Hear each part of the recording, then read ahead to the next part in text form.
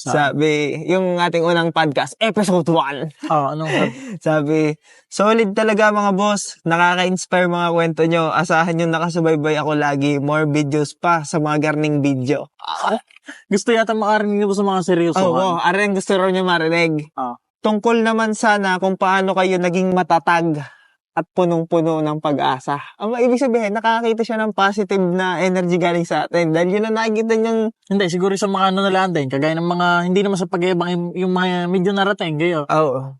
Natatanaw niya, no? So, paano doon naging matatag? Unang-una rin siguro, napansin niya rin siguro na hindi tayo naapektuhan ng mga basher. Dahil meron din namang ilan mga ilan na basher Sa akin medyo marami din minsan. Gayo, depende. Yeah. Sige nga. Ikaw, bro, paano ka? Pag ikaw, paano mo nilalaban, ino-overcome sa akin? utak ko? Hindi, nilagay ko lang na para sa atin na, yung mga gartong nagbibideo, hindi talaga mawawalan. Yung Nakatatak na, umpisa pa lang malinaw na sa atin na gano'n ang pwede mangyari. Hindi mawawalan talaga ng mga kalaban sa bawat ginagalawan Kaya... Tsaka kahit anong ginagawa mo, gumawa ka ng maganda, gumawa ka ng masama, may masasabi ang tao. Lahat. Kaya kung ano nalang trip mo sa buhay, gawin mo. Tapos ano pa isang sabi ni Bossing, paano rin daw naging parang punong-puno tayo ng pag-asa. Punong-puno ng pag-asa. Sa akin naman, gasolina ko yung pangarap Sa akin, hindi ko alam kung paano ko sasagutin gayon. Hindi, kasi baka sa'yo, kumbaga, yan ang normal mong ginagawa. Yan ang gusto mong gawin talaga na normal mong gawin. Kaya hindi ko nakita pag-asa. Oo, kumbaga, hindi mo na kailangan ng dagdag na gasolina pa. Hindi na. Kasi normal mo na siya. Pagising ko nga wala, parang hindi ko man isineset ang gagawin. Pero nangyayari. Oo. Doon na rin papunta ang galaw, no? Oo. Sa bagay. Pagka kasi meron kang malinaw sa'yo kung ano yung end goal mo. Ayan, kung gusto mo anong gusto mo. Doon ka talaga patungo. Yun ang susundin mong daan papunta doon. Tsaka yun kung anong gusto mo isipin mo lang ng isipin. Kung bagay gusto ko rin. Basta gusto ko. Mangyayari. Pero nung una, bro, di ba, tanda mo, nung mga mag-uumpisa pala, nung ako'y hindi pa, ikaw medyo kilala ka na, di ba? Oo, pumunta ako din Oo, tas ako naman as in, alien pa sa mga tao. Oo, syempre. Mga followers mo, binabasya ko. Oo, tanda ko dahil biglang, kumbaga sanay sila ng mga tropa kong kasama sa yung hukay. Mga unang tropa. Tapos bigla naman nangyari nga nito, dito na ako tumigil. At ikaw naman nakasama ko nung sakto, masipag ka. Tama rin ako magbibideo ka, bibisita kay Boss Mikmik. Ikaw naman, sipag na sipag. Sabi ko, hanga din sa iyo, di ba? Hindi naman sa yung wala ka masyadong views pa. Wala talagang viewers lang. Tapos upload ako ng upload, vlog ako ng vlog. Paano kaya? Bigay ako hindi na matali pagka walang views, gayon. Kumbaga para sa akin yung masakit.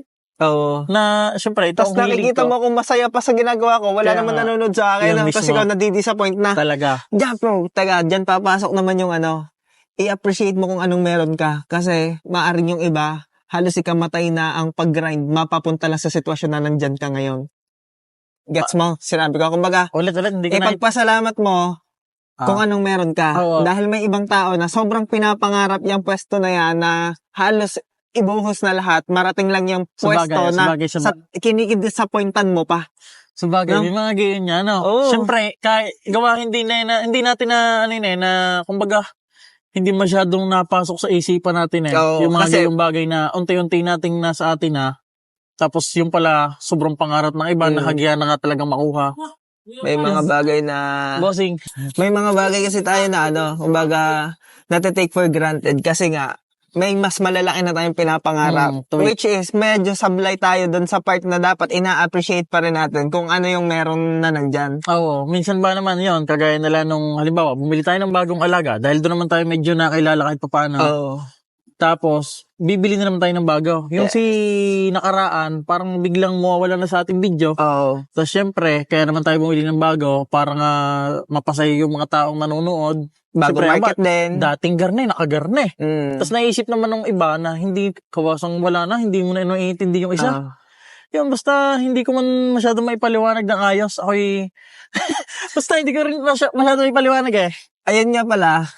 Yun din na isa sa mo yung una sinasabi mo na sa akin na kumbaga di yan ka mahina sa pagpapaliwanag. Kaya nga. Medyo sa paggamit ng mga terms na madaling maintindihan, Oo. hindi mo rin agad Lagi na ako siya basta kuhan. Oo, si kumbaga ba? Si kumbaga. Kaya kalimitan, pero pansin mo, pag tayo nagbablog, anong nangyari? Pag may sinasabi ka, bigla ko siyang inuulit sa mas mga... Kaya nga, sabi ko nalaan din, sabi ko, hindi naman siguro basta nasa isip niya yun sabi ni, parang pinapakita ni Master na garni si Kuya Pats.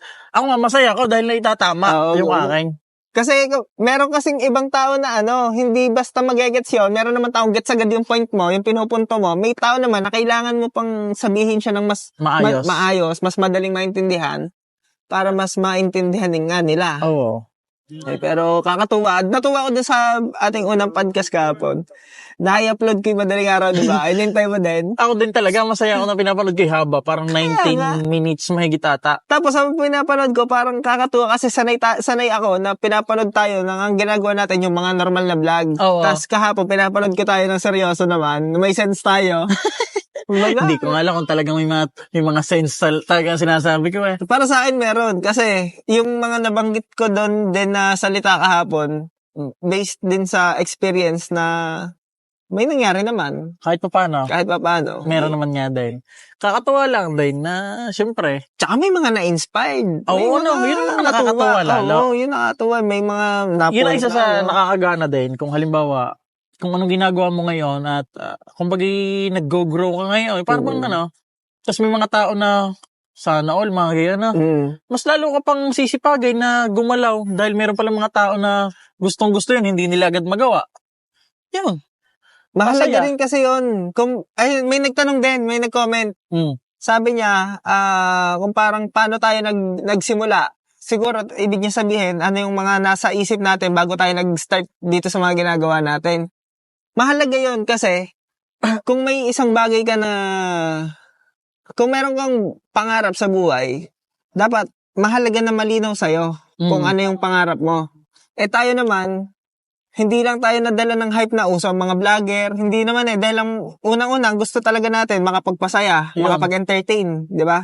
Para saan, ako masaya din talaga ako na nagagawa ako ng mga video. Oo, yun nga. Di ba parang malinaw din sa'yo na ang gusto mo, maging entertainer ka, nakakagawa ka ng video. Creativity din. Gusto mo rin yung creativity ng utak mo, na-execute mo. Masaya ka sa yun ang satisfaction mo. Masaya ko din tapos isa na rin yung mga...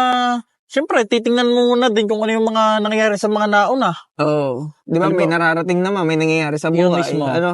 Hindi rin lahat ng gusto mo o trip mo sa buhay parang pwede na. Kumbaga, hindi laging go lang. Hindi rin laging aayon sa'yo kasi dapat laging calculated din ang kilos. Hindi basta bibirahan mo na lang na wala ka namang kumbaga hindi bagay. Plano. Meron kasing ganun. Hindi lahat pwede maging vlogger. Tama. Unang-una na din. Sa opinion ko hindi kahit sino pwede maging vlogger kasi may tamang karisma din.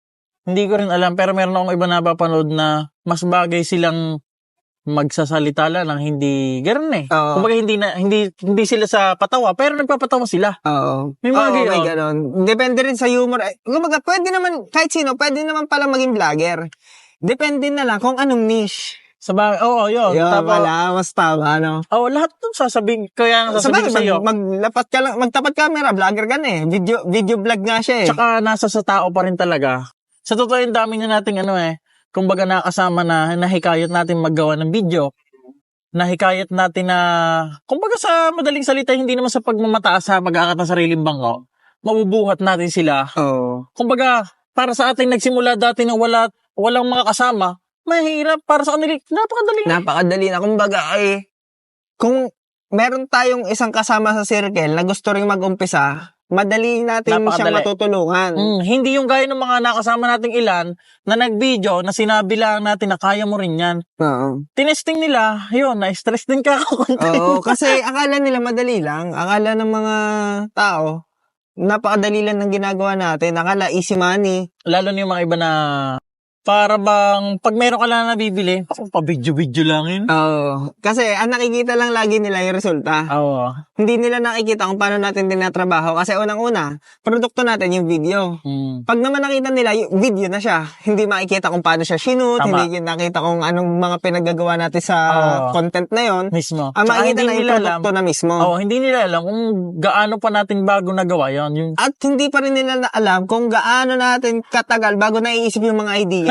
Kaya nga. Isipin nyo, araw-araw kaming nag-a-upload. Ibig sabihin, kada tapos namin mag-upload, umpisa na ulit ng pag-iisip namin ng bagong idea para sa bukas na upload. Araw-araw na cycle yun. Isang napakagandang halimbawa ng mga serye-serye yung ginagawa namin sa motor. Kumbaga, medyo nadadalian kami, pero mahirap talagang simulan din kung paano magserye. Totoo. Mas madali lang pag nasimulan na dahil, kumbaga yun, bukas may magagawin na namang garne. Gagawin mo ito si upuan, bukas shock. Kung hindi pa naman nadating yung mga ibang pyesa, kakatuwa. May mga aabangan pa. Yun, mas maganda sa serye. Maganda yung serye sa mga ganong pagkakataon. Ang kaso nga lang, hindi sa lahat ng pagkakataon tatangkilikin. Kasi halimbawa, meron tayong mga nabili rin na alaga na hindi naman siya masyadong patok sa masa. Sa ngayon. Oo, sa pagkakataon na to, halimbawa, sa panahon ngayon na, kumbaga sa totoo lang, halimbawa, magbubuo ka ngayon street bike. Wala sobrang masyado. dami nang nagbuo noon. Walang masyadong matutuwa ngayon dahil syempre, alam naman natin na kahit di sabihin siguro may mga ibang lugar na patok pa rin ng mga street bike. Pero hindi ka tulad ng dati. Mas karamihan talaga yung Indo. Oo, ngayon, mga nagagamit. Mga service na, kumbaga, mas, parang nga ngayon, sa tingin ko, mas madaling maggawa ng content na basta mag-modify ka lang ng motor na nasa service. Kahit walang concept. Tama. Mag-modify ka lang, magpalit ka lang ng piyesa na nasa service siya. Kumbaga yung sabi mo nga, mas mura, mas natutuwa sila. Kasi, parang abot kamay nila. Parang gayahin. Halimbawa, nung nagsisimula ako, hindi naman sa nagsisimula ako noon. Gets ka na. Puro DIY ako nga. Tapos, nagpa-flat seat ako noon. Sa totoo, dinayo ko ng mga taga Cavite. Ano amin kalatagan? At hindi lang basta kalatagan bago mapasok ko yan, Kaya nga. Parang bumabalik sa ganong meta pala ngayon. Kasi, dumaan din sa pamahalan eh. Ngayon naman, doon naman sa alam nating upgrade na nagagamit. Mas mura pa. Nasulit, Sulit. Kaya, isipin mo, di ba dati, nung mga time na bago tayo pumasok sa puro Thai concept ang meta, di ba, uso yung makukulay na build. Bibili tayo ng mga lever na dikulay. Isipin mo, bro, pinagtatawanan lang dati yung mga dikulay na RCB na lever. Pero ngayon, bumabalik. RCB na lever, napakamamahal ngayon. Dati pinagtatawanan, pag nakaganon ka, sasabihin, chapsoy talaga, ka. Dati, yung mga parang paliitan, gaya ng PS16. Di ba yun, nung umuso na ngayon gano'n na Thai concept, pagka yung mga lever mo, di kulay, pagtatawanan ka. PS16 nga ba yun? PS16. May baso? Unang bili ko noon, tinatawanan. Albari ka, gasolina, tote. Di ba si Explore? Depende talaga rin kung anong napapanahon. Tsaka, kakatuwa noon, sobrang mahal nung copy na PS16 na yun. 1.8 ang bili ka sa Motobot. Tanda mo, NGO caliper. Mahal nung naagayan din ako dati. Endgame niya ng time na yun. Kakatuwa lang na, si Lolo pala. Nakagayan din. Endgame na yun nung time na yun. Kaya nga, sobrang tagal naman ni Lolo. Ano year yun? 2017 yata. 17-18 kaya? Ganun. 17-18. Ako naman, nakapag PS16, basta mahal pa rin. Yun na nga ang presyo, 1.8. Mahal yun. Kung 1.8 pa eh. Hindi ko makakalimutan yon dahil biglang meron akong nakita sa Shopee na 320 ata. Hindi ko sure, basta walang 500. Sa Shopee. Sabi ko, ano ba yan? Pares. Tas sobrang swerte ko. May binili uli ako. Walang tagas. Dahil sobrang tagas ng PS16. Tapos may mga tropa, umorder, mga si Boss Damak, nakakatatlong order. Si Kuya Adet, nakakadalawa. Bago makakuha ng tuga. Minsan niya, buong order, may kasamang yung repair kit na. Love it din. Ayun. Ngayon, parang mas pato kasi karamihan din naman ng motorista, ginagamit na rin yung motor nila para sa trabaho. Yun mismo. Marami nang... Tsaka, kumbaga lalaki Lalo na ngayon, sobrang galing gumawa ng pera ng mga tao. At saka mas na-enjoy mo kasi yung pinagkakakabit mo kung nagagamit mo yan. Unlike sa karamihan dati na nabibuild na Sofa bike. pang show, kalimitan, nagiging talagang display, Yun nga. ano na lang, display eme. Pero pag naka-street bike ka at ginagamit mo, sarap pa rin. Talagang Dati, the best pa rin. malapit nga dating. Hindi, sa mga panahon ngayon, wala Ay, alam ko na. Talaga Kung anong isa pa naka-apekto. Yung paghigpit ng mga batas. Dati nakakalabas ka na naka-muffler. Ngayon, hindi ka na makalabas ng bahay nang naka-pipe ka. Oo. Tapos ngayon, umuso yung mga, basta pasok sa LTO, yung tabutso na yung mga hindi medyo maingay, pero hindi ka mahuli. No? Yun, isa na rin siguro yun. Kasi katulad natin, ako may mga, yung race bike. Tapos yung si Luwan, maingay talaga. Hindi pwede stock pipe. Hindi ko naman mailabas kasi ultimo dito sa barangay natin, bawal na. Bawal. Pero kung talagang pwede pa rin, sadyang enjoying ko pa rin. Masarap pa rin talaga eh. Kaya nga. Ayun na, isa rin yun nakaka-apekto. 1K followers na pala agad itong ating page na ito. Kung hindi pa kayo nakapollow, follow nyo na yan at di ninyo kami makikita ng kami matitino. Tsaka sa mga magtatanong ho ng MBKP, kung ano ibig sabihin. Kung ano ibig sabihin, hindi pa ko namin masasagot sa ngayon. Kung hirap. Sobra naman ha. Mukbang kapo. Mukbang kupaw. Ito, may nag-comment pa, sabi, yung topic naman daw na pag-usapan natin kung pwede, ay yung pwedeng maging guide nila, maging inspirasyon para sa mga magsisimula. Dito rin siguro, sa ganito. O kaya, gawin na natin general, paano magsisimula sa buhay. Sa buhay. Mag-grind na. Yan. Pag mag-start. Kung mag-start, mas magandang mag-start na. Magsimula na. Sobrang hirap lang talaga sa una.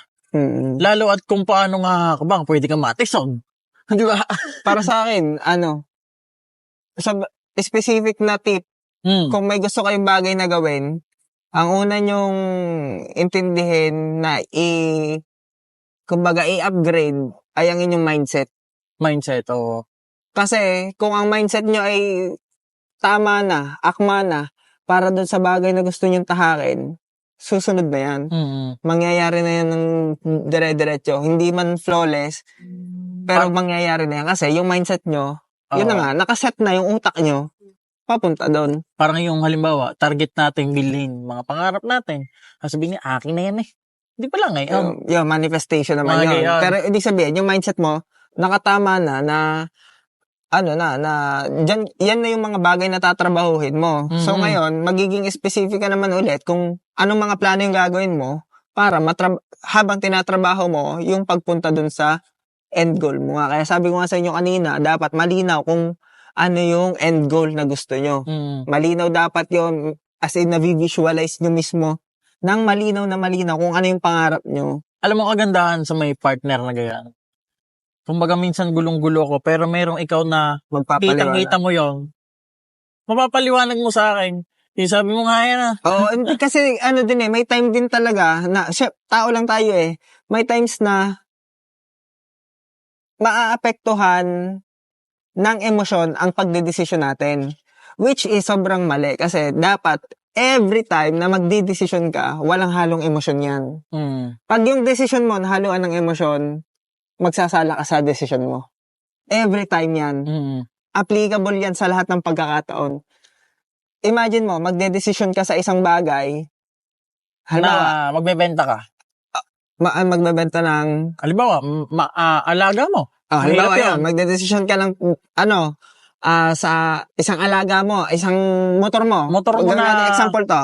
Bawa sa ganyang senaryo. Yung, may motor ka na ganyan. Nangarap ka ng panibagong upgrade na motor. Sa sobrang pangarap mo nito, magiging impulsive ka kasi nahaluan niya ng emosyon. Magiging impulsive ka. Excuse me. Etong motor mo na to, na wala namang kasakit-sakit, na hindi ka naman bibigyan ng sakit ng ulo, hindi ka bibigyan ng gastos, isasakripisyo mo para makuha tong isang gusto mong upgrade ko, no? Na hindi mo naman na-calculate ng tama na pwede palang mas mahal yung maintenance kasi nga nag-upgrade ka, syempre mas mahal yan. Mas mahal yung, syempre, yung presyo. Kasi nahaluan ka ng emosyon ng pagiging impulsive. Basta gusto ko eh. Oo, Paano ba yun? Yun, yung ganong pagkakataon. Yun ang kalimitang nangyayari. Pero isipin mo, kung nagdesisyon ka nang wala ang emosyon, makakalculate mo siya ng tama. Oo, tama din. Hindi pala tama na kuhanin ko agad to sa pagkakataon na to. Kasi Tama din. yung akin naman, unang-una makakatipid ako. Hindi ako magkakaroon ng dagdag na problema. Pag binigla mo yan, patay ka. Kaya, sa lahat ng pagkakataon, dapat kung magdedesisyon ka, yung utak mo hanggat maaari nandun sa neutral na position. Lalo na yung emosyon sa mga...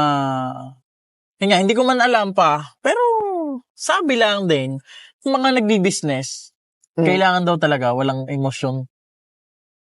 Wala talaga dapat. Lalo na, halimbawa, yan, sa t-shirt, yung adversity mo, kumbaga, meron tayong mga pamilya na ganyan.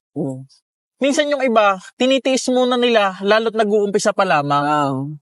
Kumbaga yun nga, tinanggalan nila ang emosyon nila. Dahil nagsisimula pa lang. Meron akong isa napanood na nung una tinis muna nila ang pamilya nila, talagang hindi muna hinaluan ng emosyon yung negosyo. Tapos, nung medyo umangat-angat na, sabi daw niya, Ma, eto na. Di ba? May ganon. Delayed gratification naman tawag doon. Pero at least, kasi kung malinaw yung plano mo, malinaw yung mga gusto mong mangyari, alam mo rin talaga kung paano mo kikilusan. Isipin mo yung kwento mo, alam niya agad na, alam niya sa utak niya na mangyayari na magiging successful yung tinatayo niyang negosyo na yon. Kaya, kung sumama naman ang loob sa kanya, wala siyang pakialam kasi hindi naman nahaluan ng emosyon niya yung mga desisyon niya. Tama. Dahil pag-desisyon niya pa rin ng tama hanggang marating niya yun, tsaka niya ngayon nirewardan yung ano. Tapos marirealize ng mga sumama ang loob, ay kaya pala. Yun, tsaka isa na yun. Kaya hindi mo kailangan ng emosyon kasi kung masyado kang focus sa goal mo, dapat hindi mo naintindihin yung mga sasama ang loob sa'yo. Isa na yun sa nakakahadlang Oo. Kasi, pagka iniintindi mo pa yung mga sinasabi ng mga nasa paligid mo. Tama. Kahit sa bagay maapektuhan ka pa rin. Maapektuhan yung desisyon mo. Kaya dapat talaga, every time nga, nagagawa ka ng desisyon, wala ka dapat emosyon. Pilitin mong yung utak mo na doon sa pinaka-neutral na state niya. Na hindi ka galit, hindi ka masaya. Kasi pag sobrang saya ka at nagdesisyon ka, sablay yan. Sobrang malungkot ka, nagdesisyon ka, sablay pa rin yan. Tama. Diba? Ayun. So, yun na siguro yung thought nitong ating podcast ngayon. Nahaba na din. Napapasarap ang kwentuhan.